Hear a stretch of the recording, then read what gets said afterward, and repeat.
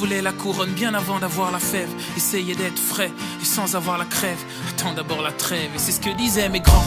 Écoutez ma musique et moins écouter les gens. C'est ce que j'ai toujours fait, jamais retiré les gants. Au point que j'ai toujours eu du mal à te tenir le stylo, tout balancé dans le vent. Mais dis-moi d'où je viens, enfant des quartiers de Babi, tu veux faire un tour, viens. Chez nous c'est sous les tôles et pas sous les tours, bien. Tu me connais pas donc ferme ce qui te sert de bouche. Si tu veux un peu de nous, tiens, je donnerai tout de moi. Et pour ma Maybach, 1 euro c'est tout je crois. Avant de partir on m'a dit petit touche du bois. Alors j'ai pris de la sève avec moi, 1 euro et un rêve avec. Salut tout le monde, bienvenue dans une MetaLife. Je sais que je vous avais promis cette vidéo, ça fait depuis le 1er janvier 2016. Parce que la dernière fois que je vous ai parlé, on était le 25 décembre. Donc je suis vraiment désolée, j'ai eu des petits soucis avec ma petite personne. Et je ne pouvais vraiment pas enregistrer ni publier de vidéo. Donc voilà, me voilà pour cette vidéo que j'avais super hâte de faire. Donc allons-y pour un rêve. Nous allons parler du rêve comme vous avez pu le deviner. Et j'ai une métaphore pour le rêve. La métaphore pour le rêve selon moi, c'est la suivante. Les rêves sont des visions ou des idées abstraites que l'on s'imagine. Un idéal qu'on aimerait voir réel ou encore un songe qui se présente dans notre sommeil. Mais attention, ce suivant joue très souvent avec notre esprit. Vous comprendrez pourquoi je dis ce suivant joue parfois avec notre esprit. Parce que je compte aussi partager avec vous des anecdotes, des expériences que j'ai vécues. Donc voilà, nous allons partager trois anecdotes, non même pas, 3 expériences sur le rêve. C'est ma toute première. Je rêve depuis que je suis toute petite, oui, nous rêvons tous, le rêve c'est beau, mais je prends ça pour toute première expérience de réalisation quoi. Donc voilà. Ma toute première expérience, j'étais une ex-danseuse. Je voulais absolument je voulais absolument danser sur les projecteurs et tout. J'étais vraiment une danseuse à fond dedans. J'en séchais même les cours, mais à ne pas prendre pour exemple les plus jeunes s'il vous plaît. Et à cette époque-là, il y avait cette émission Dance School USA. Et je rêvais d'aller là-bas. Je rêvais de présenter l'une de mes chorégraphies là-bas. Voir ces petits qui dansaient, ces grands qui dansaient, ça m'émerveillait. J'étais waouh. La petite personne a eu un problème, donc j'ai dû me décrocher de ce rêve. J'ai dû lâcher ce rêve. Ça m'a un peu fatiguée, je vous avoue. Que j'ai eu un coup de pompe parce que je voulais absolument devenir danseuse. Et c'était ça qui me faisait vivre en dehors des cours, quoi. Donc voilà, j'ai dû décrocher ce rêve et j'ai eu aussi le deuxième rêve.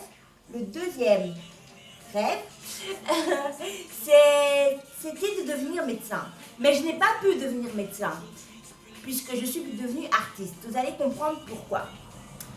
J'ai dû lâcher le rêve de médecin et là, à ce moment-là, c'est là que commence la quête vers un nouveau territoire. Oui, je peux dire ça comme ça. Vers un nouveau territoire, vers une nouvelle vie et tout. Et ma quête débutera dans mes années secondaires. Mes années secondaires, j'ai vraiment mal vécu. Donc voilà, chaque coup que je prenais, c'était une leçon pour moi, c'était une manière pour moi de mieux me lever le lendemain matin pour pouvoir mieux combattre. Donc, et mes profs aimaient bien mes dessins, j'avais déjà la main et tout, je dessinais bien, je faisais des belles œuvres, vous aurez peut-être la chance de les voir. Et ensuite j'ai quitté cette école pour me projeter dans toute une autre école. J'ai été me projeter dans une école privée. Et vous connaissez les écoles privées pour être super péteux. Donc voilà, je suis arrivée dans cette école privée et ma prof d'art est venue vers moi. Elle m'a dit, Gracia, en fait, je vois que tu n'es pas fait pour l'art, quoi. Donc tu devrais choisir une autre orientation. Je n'aime pas du tout tes dessins, tes traits sont très lourds, on dirait que tu n'as pas envie de dessiner. Franchement, tu devrais trouver autre chose. Tu devrais faire le social par exemple, parce que je te vois mieux dans le social. Je vois que tu aimes aider tes camarades déjà. J'ai été dans cette école sociale. Je me suis dit, bon, je n'ai rien à perdre. Ah ben si, j'avais beaucoup à perdre. Je suis arrivée dans une classe, mais oh my god. Je me demande comment j'ai pu arriver dans cette école. Je suis rentrée dans cette classe déjà, que j'entendais au bout du couloir. Et on me présente, et puis j'étais là, figée. Figée à examiner toute la classe. J'examine toute la classe, qu'est-ce que je vois? À ma gauche, je vois le tam-tam, malgré bien. Tunisien, marocain, tout ce que vous voulez, un mélange, mais c'était du tam-tam et ça avait tout d'oriental, quoi. Il y avait ce petit coin de filles qui se maquillaient. Quand je vous raconte cela, j'ai encore l'image dans ma tête, en fait. J'ai encore l'image dans ma tête et je vois encore ce groupe-là, excusez-moi, de filles qui s'amusaient à se maquiller pendant que la prof donnait cours. Et aussi ce groupe-là d'intello, pas vraiment intello, mais bon, eux, ils suivaient le cours et combattaient toujours contre le groupe de tam-tam, le groupe des maquilleuses, pour pouvoir suivre le cours correctement. Mais sinon, cette classe m'a vraiment beaucoup plu, parce qu'à la fin, toutes ces personnes qui faisaient des tam-tam, pour moi c'était des folles, parce que j'ai toujours été dans une école carrée jusque-là, et puis là je tombe dans une école où, premièrement, l'établissement ressemble à une prison et les classes ressemblent à une fête. Franchement, j'ai acquis beaucoup d'expérience, donc je regrette vraiment pas d'être tombée dans cette classe de fou, parce que, en plus de ça, je suis toujours copine avec certaines d'entre elles sont juste magnifiques. Donc voilà, je me suis dit, Meta, mais pourquoi tu te traînes des pieds comme ça? Tu voulais devenir médecin. Ben là, maintenant, tu as le droit de devenir psychologue avec ces cours. Donc j'ai essayé, hein, de me mettre à fond dans ces cours, d'essayer de comprendre, mais j'ai rien compris. Hein. Je n'aime pas quelque chose, même si je fais des efforts comme ça, comment? Même si je me décide de monter sur la lune, le cerveau bloque automatiquement, il dit c'est court, non. Comme le néerlandais, oula. Mais l'État belge, arrêtez de nous apprendre le néerlandais, s'il vous plaît. Ça, bon, bref. Et puis, ma titulaire est venue vers moi. Elle m'a dit, Gracia, donc moi je te conseille de retourner vers tes cours d'art et d'apprendre l'art. Parce que moi, tout ce que je vois, c'est de la créativité sur tes feuilles. Pendant les 2 mois de vacances, j'ai décidé de chercher.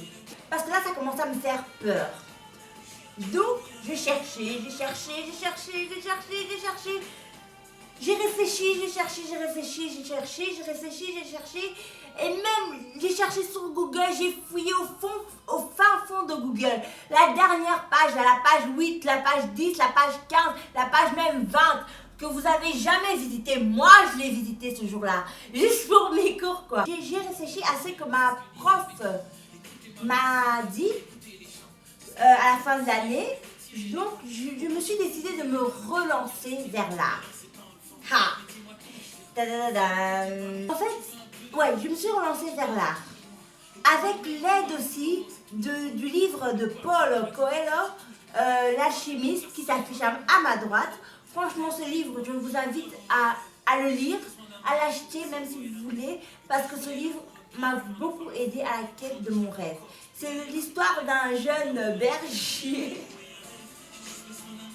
Excusez-moi, parce que voilà, le berger dont Paolo Coelho parle dans son livre, il est d'origine andalouse, donc Andalousie, enfin bref. Les habitants de l'Andalousie, je suis désolée, je ne sais pas comment on vous appelle, mais bon, il est d'origine andalouse.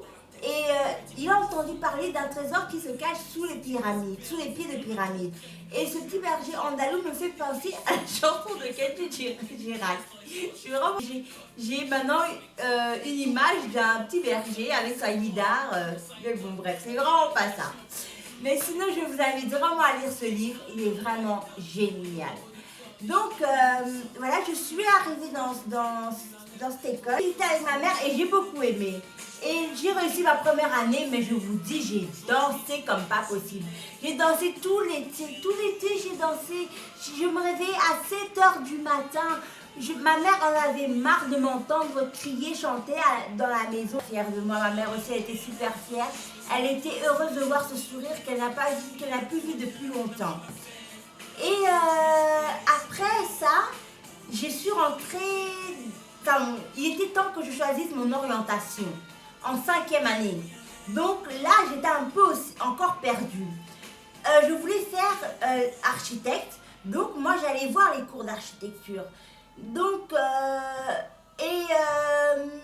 nous sommes allés voir nos profs principaux pour leur dire qu'est-ce que nous voulions devenir, qu'est-ce que nous voulons faire en 5e année.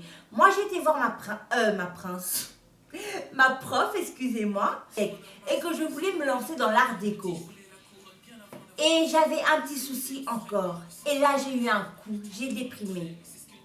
J'avais un petit souci avec mes mains. Donc, vous allez comprendre pourquoi. Ma titulaire, donc, elle m'a dit non, c'est pas possible pour toi, Gracia. Mais je te conseille la publicité, c'est aussi de l'art et tout. Donc, tu peux toujours avancer avec. J'ai soupiré, j'ai fait ok. Est-ce que j'ai le choix? J'ai pas le choix. Donc, j'ai foncé. J'ai foncé, mais motivée. Donc, j'ai appris c'était quoi l'art. Parce qu'avant, j'ignorais tout de l'art. J'étais en art sans savoir c'était quoi l'art. Van Gogh, je ne savais pas qui il était. Picasso, pour moi, c'était une peinture, déjà, pour commencer. Tout ça, la Pedrala, moi, je ne le connaissais pas. Je connaissais même pas l'existence de la maison Potami. Donc, je pensais que c'était en Afrique. Je pensais trop que c'était en Afrique, la maison Potami. Une petite anecdote. Et puis voilà, et je me suis lancée, décidée, dans la pub. Et la pub m'ouvrait beaucoup de portes. Et ça, j'ai aimé. Elle ne m'ouvrait pas seulement une seule porte, elle m'ouvrait plusieurs portes. Donc si je faisais la pub, je pouvais aussi aller en autre école et pratiquer l'architecture. Donc voilà, j'ai été en pub et j'ai découvert beaucoup de choses. J'ai appris c'était quoi l'art, j'ai appris le sens de l'art, j'ai appris les mouvements de l'art, j'ai appris les techniques de l'art et j'étais juste émerveillée, j'étais juste aux anges quoi. En ce moment-là, j'étais déjà photographe. J'étais déjà photographe parce que l'illumination de la photographie m'est venue pendant les vacances de ma rentrée en 4e dans cette école. Et en fait, j'aimais déjà la photographie parce que ma tête photographie plus qu'elle ne retient. Ah oui, hein. Elle retient par la photographie, c'est ce que je voulais dire. Elle retient par la photographie. Moi, mes feuilles, si je vais les étudier, il faut que je mette des couleurs et que je les photographie et que je les garde dans ma mémoire. En fait, le souci est que j'avais trouvé un truc qui me plaisait sans me rendre compte. Je voulais toujours devenir autre chose. Mais j'étais déjà destinée à devenir artiste depuis que j'étais toute petite. Parce que depuis que je suis toute petite, je dessine. Mes livres de lecture, il n'y avait que des dessins. Je dessinais partout. Je dessinais même sur les murs. J'étais une galère pour ma mère. J'ai opté pour devenir directrice artistique en ayant une autre idée à côté, mais sans savoir que Meta, tu es déjà dans l'option dont tu as été choisie depuis que tu étais toute petite. Pourquoi tu voulais devenir autre chose? Mais j'ai toujours pas trouvé la réponse à cette situation, mais j'ai trouvé un mot qui dit que l'être humain veut toujours plus qu'il n'a déjà. Donc, il faut déjà se contenter de ce que l'on a. Et voilà pourquoi aussi je disais que ce suivant peut jouer avec votre esprit au début, à la fin de la métaphore. Parce que, regardez, moi j'étais destinée à devenir C, créative, et je voulais absolument devenir D, docteur. Mais ça n'avait pas de sens. Un médecin et une artiste n'ont rien à voir. Hein. Ils n'ont absolument rien à voir. Hein. Les docteurs, je les ai demandé de dessiner le cœur, ils me dessinent le cœur comme ça. Mais moi, si tu me demandes de dessiner le cœur, je dessine le vrai cœur. C'est plus fort que moi.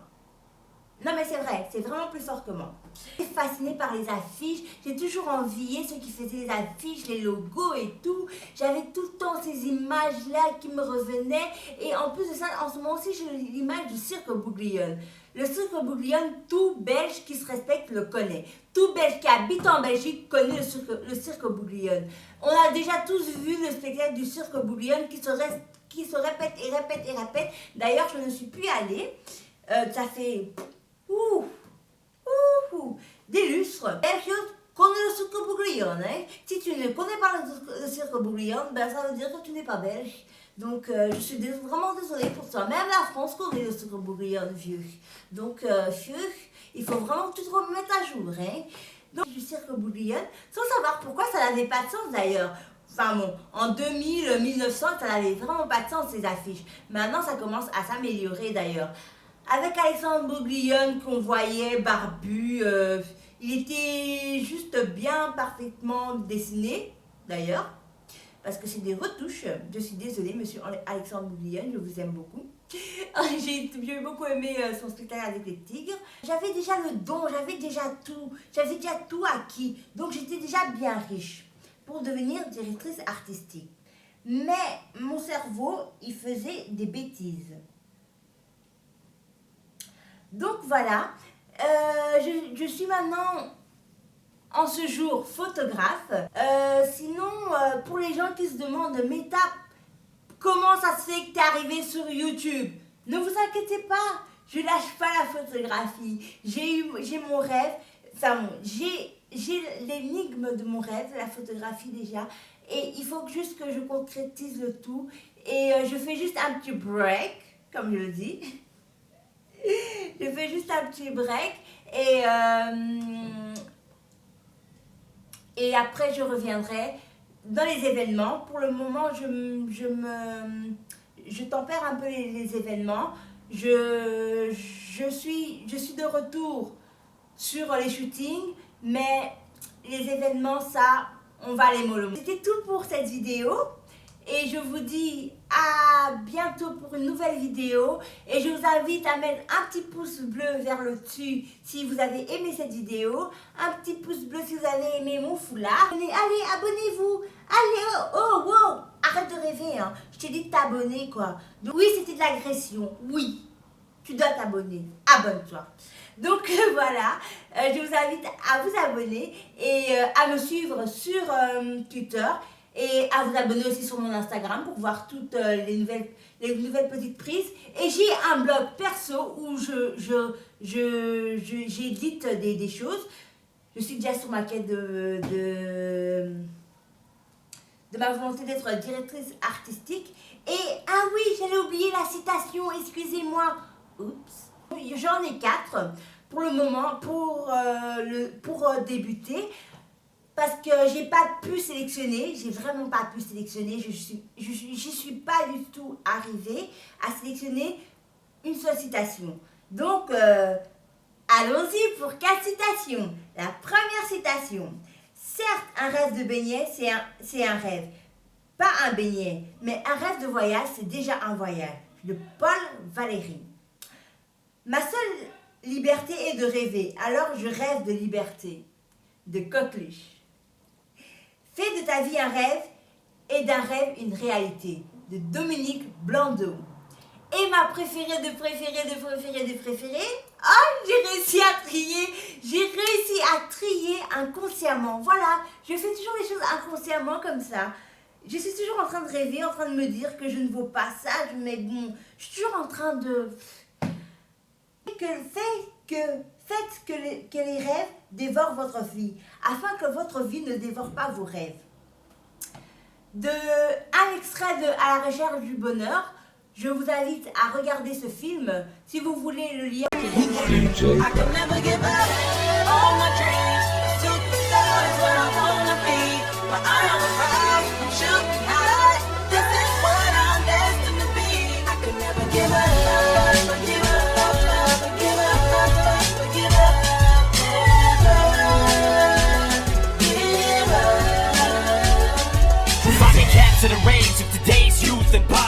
Crush the glass with my bare hands and swallow it and spit it back in the faces of you racists and hypocrites who think the same shit but don't say shit. You Liberace's, Versace's, and you Nazis watch me cause you figured you got me in this hot seat. You motherfuckers wanna judge me cause you're not me. You'll never stop me, I'm top speed and you pop me. I came to save these new generations of babies for parents who failed to raise them cause they're lazy. To grow to praise me, I'm making them go crazy. That's how I got this whole nation